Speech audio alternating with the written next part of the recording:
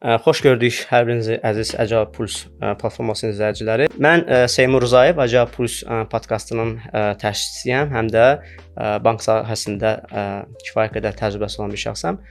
Hal-hazırda qonağımız Toğrul Xəlilovdur. Toğrul bəy, zəhmət olmasa siz də özünüzü bizim izləyicilərimiz üçün təqdim edin. Çox sağ ol Seymur, dəvətə görə təşəkkür edirəm. Mən Toğrul Xəlilov, məhsul sahibi olaraq çalışıram. Ümumi iş təcrübəm 12 ildən çoxdur və product managementdə 8 ildən çoxdur iş təcrübəm var. Və icra üzrə 5 beynəlxalq sertifikatım var. PMISP, PSM1, PSPO1, PAL və PAL-BM sertifikatlarım var. Və eyni zamanda tədris edirəm. Yəni həm Udemy-də, həm Lusebro təhsil platformalarında tədris edirəm. Məhsul sahibi, yəni bizim industriya, bizim ümumi ekosistemə maksimum çalışıram ki, daha uğurlu, daha kifayət qədər təcrübəli məhsul sahibləri yetişdirim. Çox sağ olun. Mən əslində sizi izləyirəm və həqiqətən də paylaşımlarınız, təlimləriniz, onlayn və podkastlarınızı yəni izləyirəm. Maşallah çox uğurlanır. İnşallah ümid edirəm ki, bundan sonra uğurlarınız daha da bol olar və bu ekosistemə verəcəyiniz dəyər də bundan daha da artıq olar. Və mən də ümid edirəm ki, bizim bu platformamızda bu ekosistemə ən azından biraz da olsa dəyər vermiş olacaq. İnşallah. Toğrul bəy, bizim bugünkü görüşümüz, mövzusu daha doğrusu istəyərdim mütəmadi olaraq insanlar, yəni məhsuldan danışırlar, məhsul sahibi və yaxud da Əcəlin özündən, rollardan danışırlar. Mən istəyirəm bir növ biraz liderlikdən danışaq.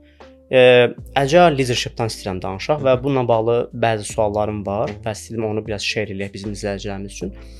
Ümumiyyətlə sizin üçün Agile liderlik nə deməkdir və klassik liderlikdən bu leadershipin fərqi nədir?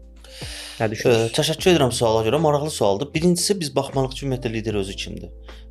Çox yaxşı bir post paylaşmışdı LinkedIn-də bizim Elşən Bədirxanov, ümumi bank sektorunda çox adamın tanıdığı. Çox yaxşı bir fikir idi. Deyir ki, müdir izləməli olduğun adamdır. Menecer izləməli olduğun adamdır. Lider isə izləmək istədiyin adamdır. Və liderlə menecer arasındakı fərq budur.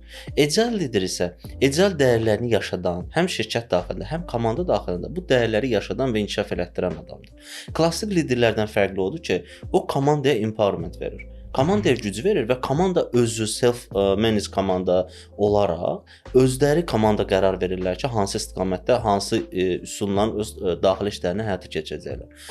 Və bunu eləmək çox çətindir.